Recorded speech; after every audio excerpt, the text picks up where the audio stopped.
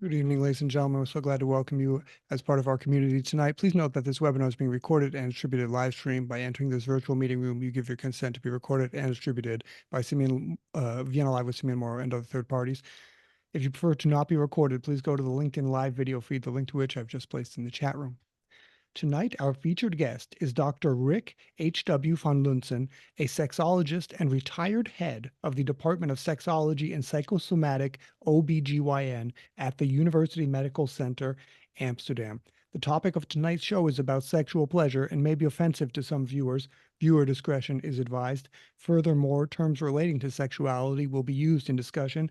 These may be offensive to some viewers and include orgasm, masturbation, glans clitoris, clitoral stimulation, and penile vaginal intercourse. Welcome, Rik. Good evening, Simeon. Rik, so tell us a little bit about where you come from and how you became interested in sexology. I was born in The Hague, and my childhood and youth were in the 60s.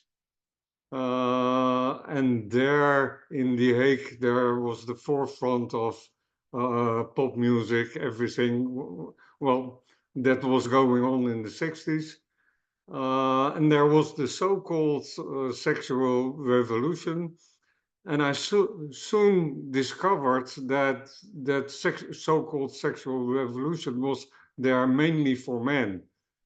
The invention of the pill and contraception made women accessible for men, but women's sexual health was no topic. And in those early days, I was confronted with a lot of teenage pregnancies in my surroundings. And my father was a very liberal doctor, not a gynecologist or something. He was an anesthetist. But some girls had an unwanted pregnancies, and my father knew safe places where against the law, abortion was conducted in a safe way. So in that early time, I already started to think, what is this? Why are we doing so difficult about sexuality?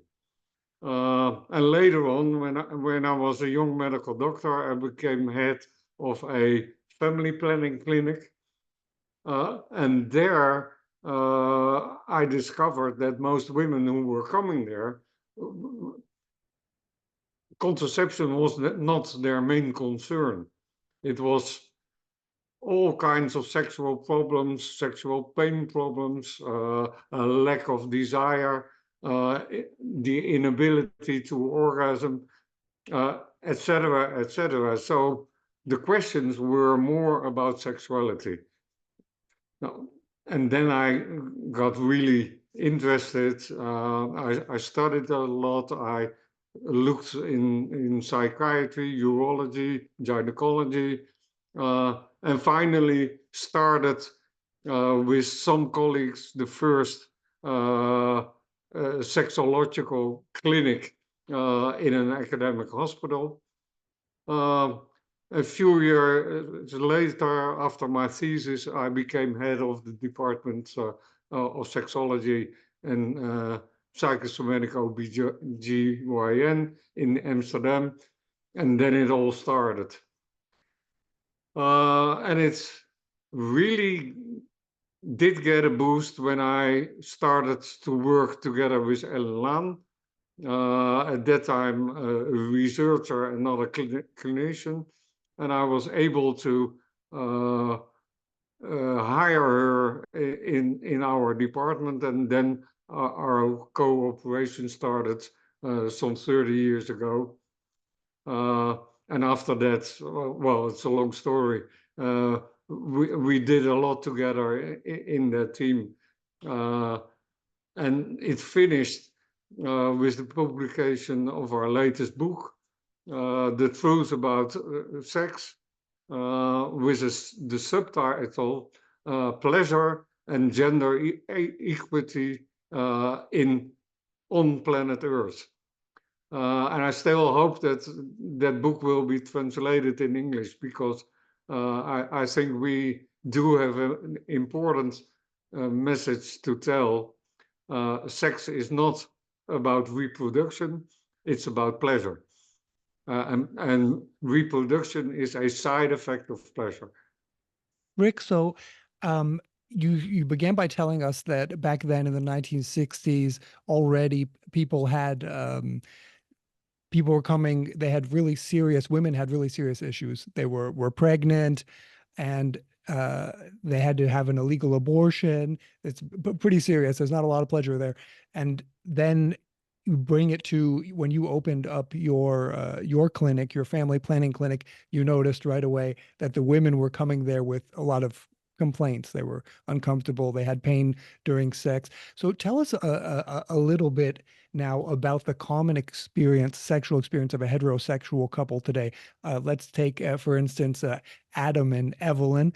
Let's say, they meet each other and they like each other's sense of humor. So that's the normal story. They get along, and then they start thinking about how nice it would be to have begin a sexual relationship. Tell us, what is their experience? What do they know about sex? What do they not know? How does it go? It's still amazing how little people know about sexuality. And that's the result of our socialization. We don't talk about it. There is no sex education in schools, or only about disasters or abstinence only. And people start their sexual careers very ill prepared. And by the socialization of men, they think they have to deliver. They should be able to have an erection 5 feet long as hard as steel. And women implicitly are told to be available.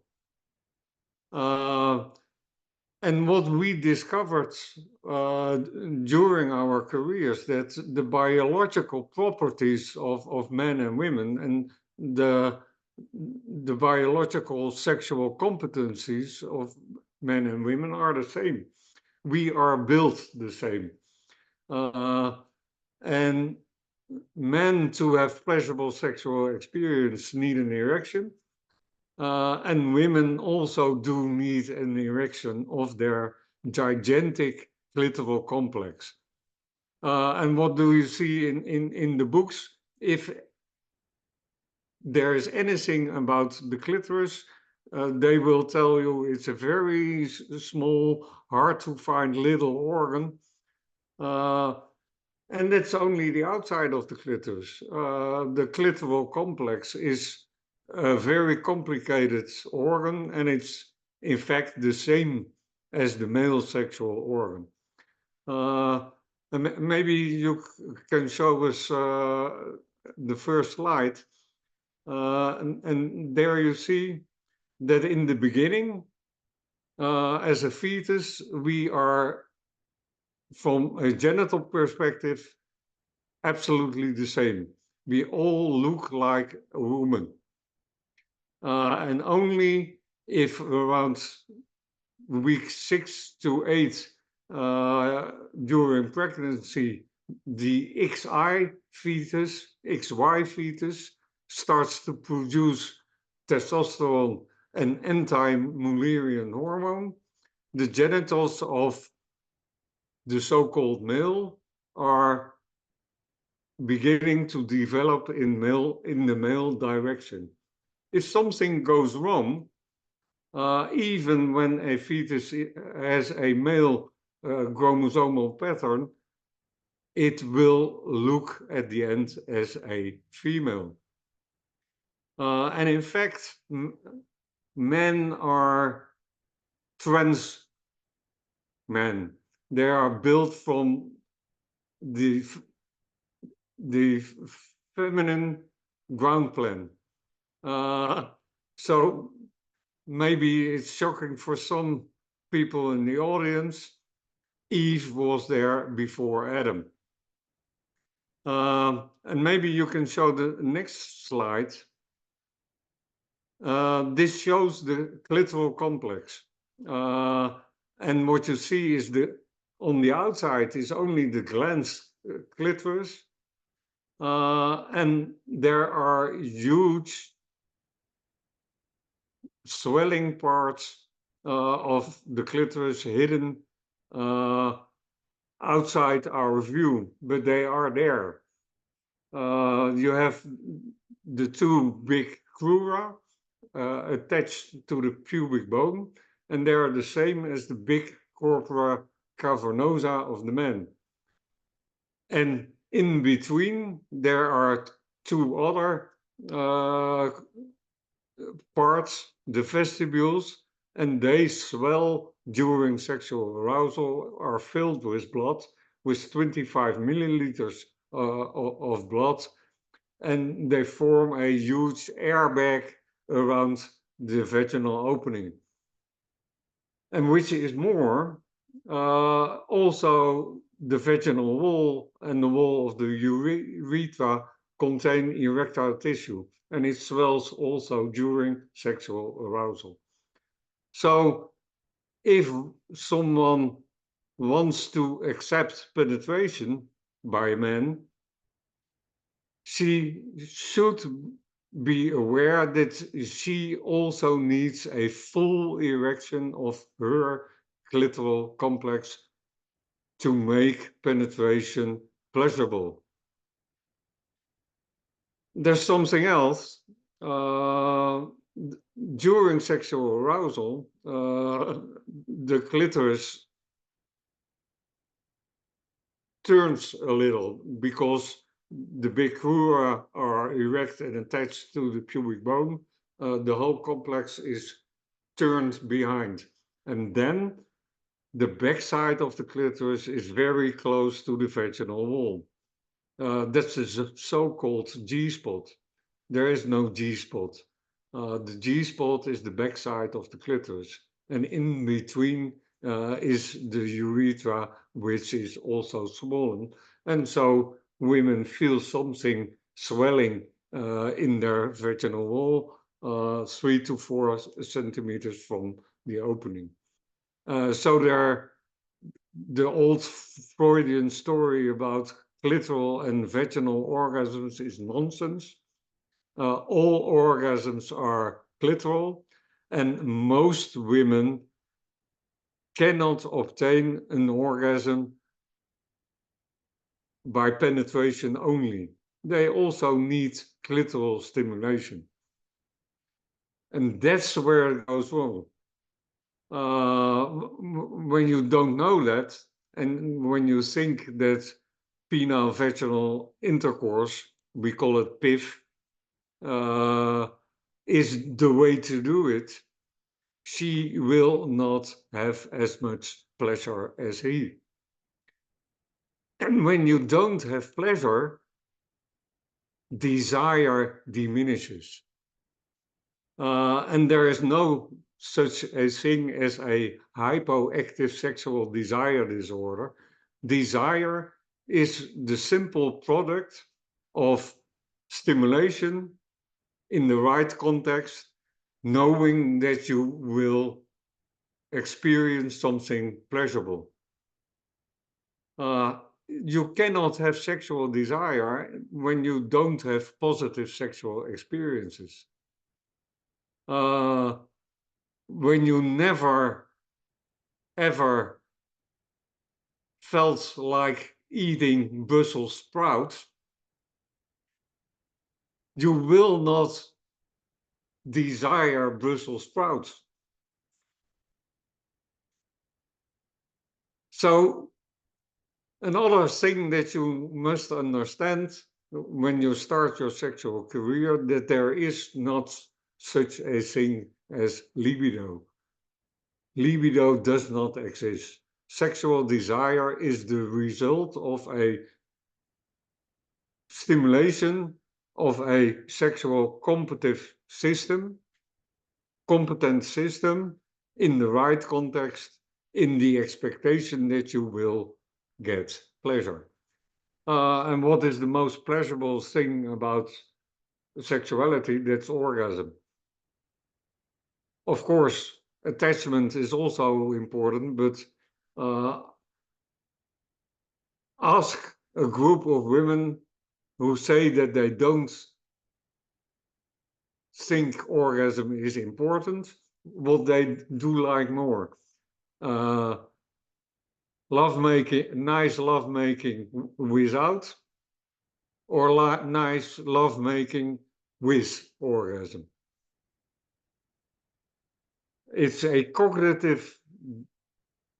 form of a cognitive dissonance that women say they do not think orgasms are important. They have to say that when they never experience orgasm. So what you often see in young couples, that from the start there is the male script that is dominant, and in the end she will have pain or a lack of desire. And what we see is that people who have a lifelong pleasurable sexual relationship, they do more than PIF alone. They have a very variable sexual repertoire, and they are able to adapt at changing circumstances, and to be able to adapt to changing circumstances, like, for instance, starting to live together, when the first child is born, when you have a very busy professional life, you both, and you don't have time. You should communicate about how do we manage our sex lives. And people do not talk about sex. I often sit in my office with a couple, and she is experiencing sexual pain since 7 years. And in my office, he hears for the first time that she always experiences pain. It's a myth that sex is potential painful in women. They also say, well, the first time it hurts. No, when you do it wrong, it hurts. Rik, and so tell us about back to Evelyn and Adam. So they have been told, okay, Adam has to bring pleasure to Eve. It's going to be when he puts his erect penis in her vagina. And so you're saying, and also that he's the one who's supposed to bring the sexual life and create that. So that's in the back of his mind. That's also in Evelyn's mind. So then when they finally do have this intercourse, then she has pain, or then she's not having pleasure. She doesn't understand what's going on, and he has pleasure. You call that the pleasure gap. So Adam has experienced a lot more pleasure than Eve has, and then Evelyn has. Evelyn has either experienced pain or not experienced much and doesn't not experience the orgasm. So you're saying to Adam, this clitoris, you have to understand it, that it gets bigger, it gets aroused, it gets erect, and only when that happens, then they can go together, but that there's no it's not that Adam is physically not right, or Evelyn is not physically right for Adam. So that's what they need to know. Is that right for all young couples? 75% of all sexual dysfunctions, there is no physical problem. Of course, there are medical situations where sexual functions might be disturbed, but most sexual problems are not dysfunctions. It are problems when because there is a lack of stimulus, a lack of context, and a lack of communication. And Adam should know that there is more than penile vaginal intercourse. And Eve, or Evelyn, has to learn to communicate her own prerequisites for sexual arousal and sexual pleasure. She has to discover her own sexuality. And when you look in the end, almost all people have two goals in sexuality, and that makes sexuality so complex. One goal is lust, which is a rather egocentric goal, and the other goal is attachment. So you should be able to find a balance between lust and attachment. And the disbalance in heterosexual situations is often lust for him and attachment for her. But when you ask them, they both want both. And that's difficult. That's why sexologists and sex therapists always will have work. Rik, so you're saying to all of the Adams and Evelyns out there, then they need to talk to each other. They have to start communicating about what they feel. And again, that's the sexuality part. It comes really from this trusting each other, and really more than showing each other's bodies, telling each other what's really how they feel, what's really their feelings. And we men, we always try to find a solution for a problem, but the only solution is talking and listening. And Rik, what about generally speaking for people, as we said, or as we mentioned in the beginning, so Evelyn and Adam don't really have a lot of ideas about what this is going to, where this sexual story is bringing them, what they should be, besides, oh, it's going to be nice, but they don't know where it's going. They don't know exactly where they should be, where the destination should be. What should they, again, what does a healthy sexual relationship look like?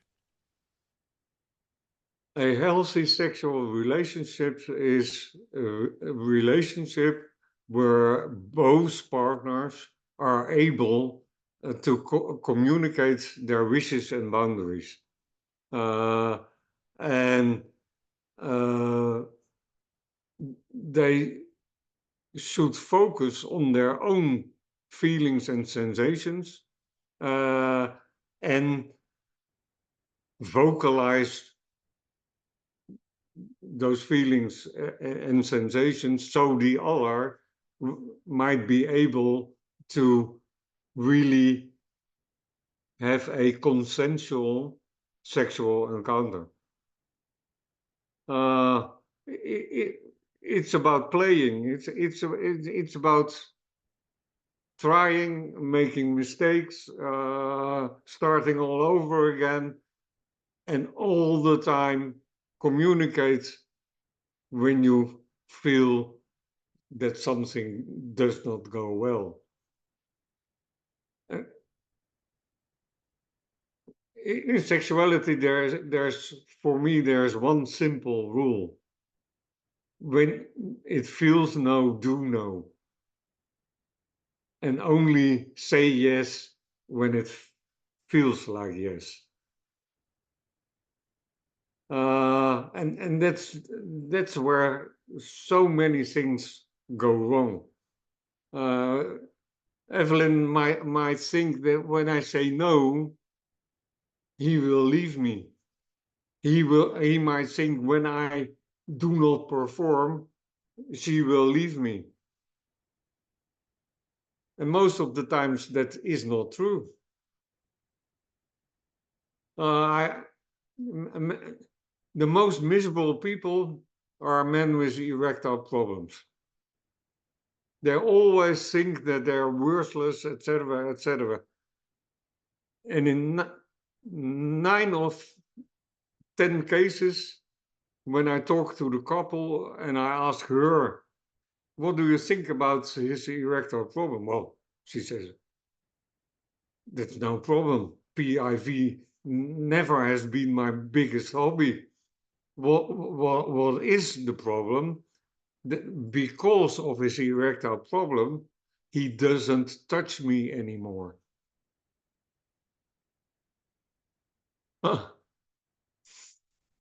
It's again about communication, because he thinks I'm worthless, and she thinks he is worthless because he doesn't pay attention.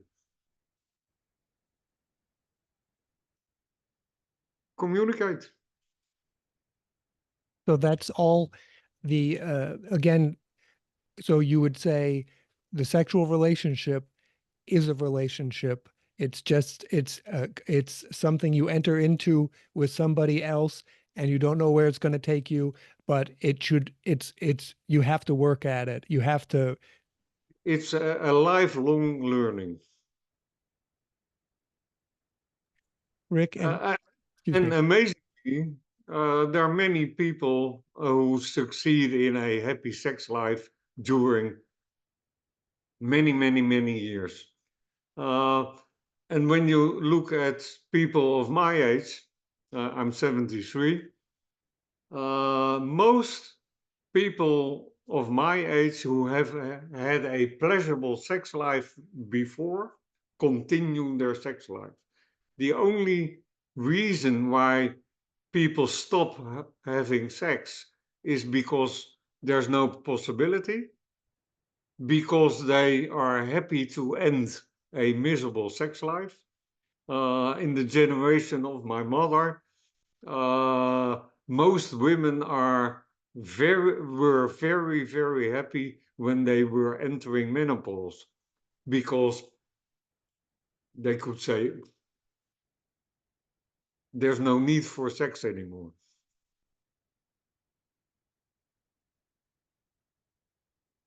But nowadays, many people in their 80s and 90s have happy sex lives because they have had pleasurable sex life before. And the nicest thing is, pleasurable sex has been proven to good for your physical and psychological health. So, pleasurable sex, have pleasurable sex, and you live longer. So before our final question, Rick, tell us when should people reach out to someone like you? When is it that people they say when should people reach out to you for help? Any time that when you feel your sex life is not what you want it to be, and you're not able to solve the problem by communicating with your partner, when you're not able, in one way or another, to adjust to changing circumstances, it might be helpful to consult a sexologist. And we as sexologists do regard sexuality as a biopsychosocial problem. So we look at all the physical, biological, psychological, social, and relational aspects of sexual functioning. And sometimes it's very complicated. And don't hesitate to do it as quick as possible. Uh, Even in a very liberal, so-called very liberal country as the Netherlands, the average time from the beginning to the problem to the first time the problem is vocalized with a professional is 7 years. It's crazy. When you have back pain, you do not wait 7 years before you go to a doctor. Okay. So find someone you trust with whom you can talk, and don't stick too long on the psychological and or biological medical sides only, because to solve sexual problems you need a helicopter view from people who are trained to look at the biological, psychological, and relational aspects of sexuality. And I know there are a lot of professionals saying that they do something in sexology, but quite often they only do the medical side or only the sex therapy side. You have to look at all aspects of sexual functioning. So, Rik, last question. What do you wish all of us? You said that when we began this conversation, your father was helping these young women who had unplanned pregnancies get a safe abortion, even if it was illegal, and that it turns out that these women of who came to your practice when you began were experiencing pain. There was this pleasure gap, but I thought that was incredible. It was touching that in the last sentence of one of your publications with Ellen Land, you say, "But it's not just about women. This is also about men. This can be something that's actually going to be very, very important for men." What do you wish all of us? I wish that there will be a new definition of sexuality. And that definition is pleasure for all genders. And we should leave the typical male heteronormative sexual script of sex is intercourse. And I wish you Americans that you get rid of the word fuck.